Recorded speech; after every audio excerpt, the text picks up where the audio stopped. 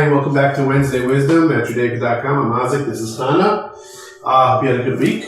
Good, yeah. I wanted, before we start, I wanted to wish a shout out to my grandmother today. Today's her 100th birthday. Wow. So we had a big party on Sunday with all my cousins and my siblings, my parents and their siblings, and my aunts and uncles. But yeah, I think 100's a big achievement, right? I think it's a pretty good one. Yeah, so I just wanted to wish her a happy birthday.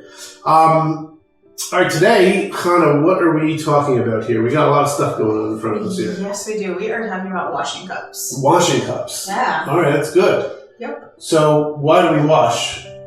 What is it?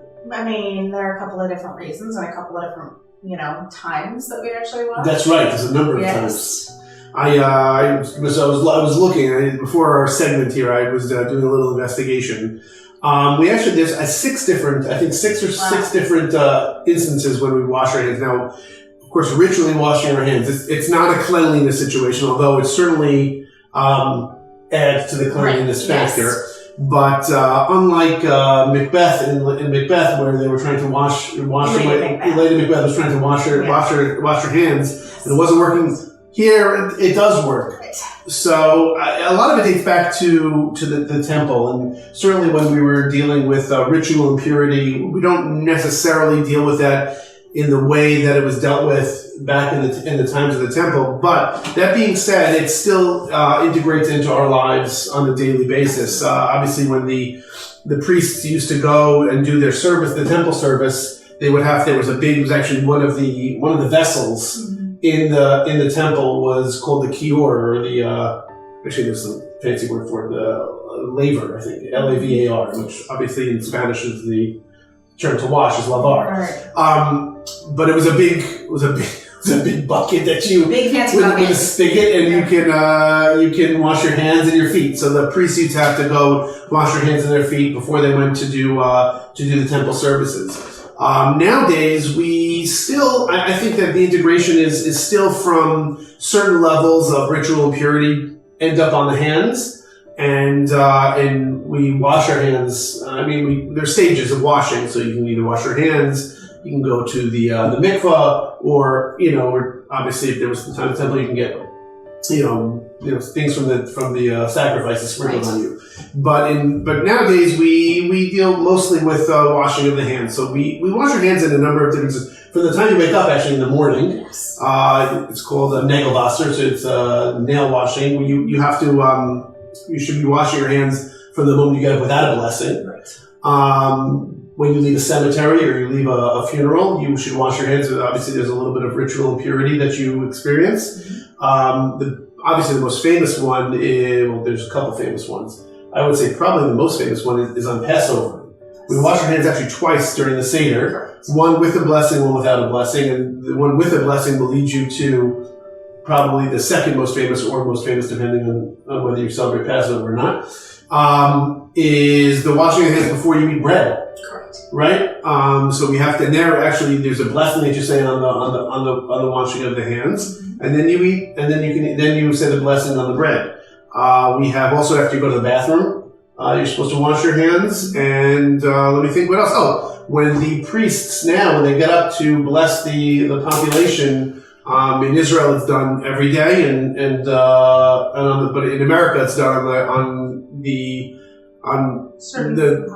bigger holidays. We got the three festivals of Sukkot, Pesach, and Shavuos, and then obviously on Yom Kippur and on Rosh Hashanah as well. Yeah. So we do the police blessing, and there the Leviim, they wash the Kohanim's hands. I think I got them all. I think that's it, but I could be missing. You could kind of put my Machronim in there. Oh, yes, that's correct. Correct, right. So we ritually wash our hands after the meal, but that is a little bit more practical. Right. That was mostly because you needed your hands to be clean, right. Because the food that you were eating, that they were eating, especially a long time ago, it includes something called melech sodomus, which is sodomite salt, which obviously you know the story of Sodom was with Lot's wife. The salt is not it's not necessarily the best flavor. You have to be careful with it, because the stories are that if you touched your eyes with your hands covered in this salt, you could go blind. So the rabbis instituted a an edict to wash your hands, obviously, Right. before you bench, before you said the final blessing on the final blessing after you finish eating the food, is because you wanted to make sure that your hands weren't going to your eyes because they were involved in eating.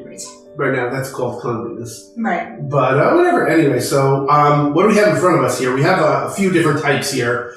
Okay, more than a few. We have a lot of different types here. This is just a small in section. a lot of different price ranges. Now, traditionally, they should have two handles. Correct. Right? Non-traditionally, they don't have any handles. Right. You know. So, whichever style you know. So what are we looking at here? What kind of materials are we looking at here, Father? So we have your plastic. Okay. This is going to be actually ceramic with like a metal finish on top of it, but we do have straight ceramic. It's a ceramic. Maybe it's ceramic. Maybe it's metal. Yeah, I'm going to say that's metal. Metal. It felt ceramic, and that's definitely stainless steel. This is stainless steel, right? Yep. This is actually really pretty. Yeah, it's great. It's a dual use. This is my mother's favorite. By the way, she has like 4 or 5 of these. You'd think that's a lot of washing cups to have. She actually, it doubles as a vase, right? She sticks some flowers in it, and it goes along her dining room table. This one is actually an interesting piece. It's a combination between Emmanuel and a fashion designer. I think her name is Lalo. Yes. Lalo in Israel. Correct. This is sort of a combination. She has a very floral like thematics going through her designs, and obviously Emmanuel. I think this is Emmanuel also, right? It's similar. Yeah. Emmanuel has similar items. Emmanuel is obviously a very well-known Judaica designer. So this is I actually have one of these in my house. We have one of them. It's an interesting, certainly slightly different colors than you're normally looking at. Right. But I don't know if you can see here. This one's sort of like a coppery gold / maroon look with blue and yellow handles. It's a little bit interesting, obviously compared to the clean lines of this. This piece was actually featured in Architectural Digest. Yeah, it's pretty cool, sense, right? You know, It's certainly got some interesting architectural designs to it. Yeah. Whatever, very iconic. Mm-hmm. This generally is a more traditional or more straightforward. It's certainly on the lower end Right. I was of going to say price. cost-wise. Cost-wise, I think you're looking at this is sub $10, I think, right? It's $15. It's $15? Okay, $15. But it's a great piece. It looks a little classy, but people generally have them, in bathrooms, Right, in your kitchens, wherever it is, wherever you're generally either eating or washing your hands, or sometimes by your bed. And obviously, this one's a little bit more. Hefty. Right. It's certainly going to give you different color schemes. Also, Yes. these are actually we're almost out of these. These came a lot in clear with colored handles, but I think we sold out of them. They're very popular. Do have, I think, the blue. The blue pink. one we have. We have the pink, and then like a turquoise. The turquoise color. Okay. Yeah. And what's nice is you can get this for your weekday because it's that reasonable price, and then have a special one for Shabbos. So that's a good idea, right? And then so we have other ones that we even can go down cheaper generally, like the real durable plastic throwaway ones. Yes. Those are really classic. Those are good for camp and outside. Camp, right? My kids went to camp today. They're on the bus right now, so thankfully. Mm-hmm. So it's there's a lot of stuff to do here. We obviously we have a lot of different options on Judaica.com of different things you can get.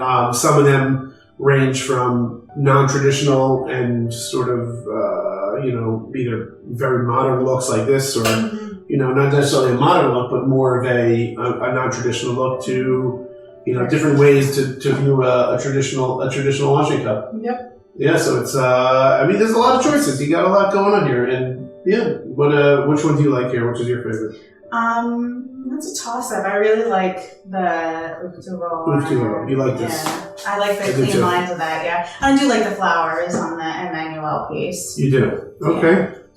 It comes in different colors, so you get one for each day of the week. A few colors, and actually, they didn't just design washing cups, which seems like an interesting thing to go to. It's like an interesting go to, but they also have a lot of different candlesticks for like Shabbos candlesticks, which are really out there. They got these like real floral pieces. There's a couple of ones that have like hearts in them. They're very interesting, and they're made out of this it's not It's a plastic, but it's a heavy. It's a heavy duty plastic. I don't know what kind of plastic it is, but it's not your traditional cheap junk. Right. So it's an interesting looks. Mm-hmm. All right.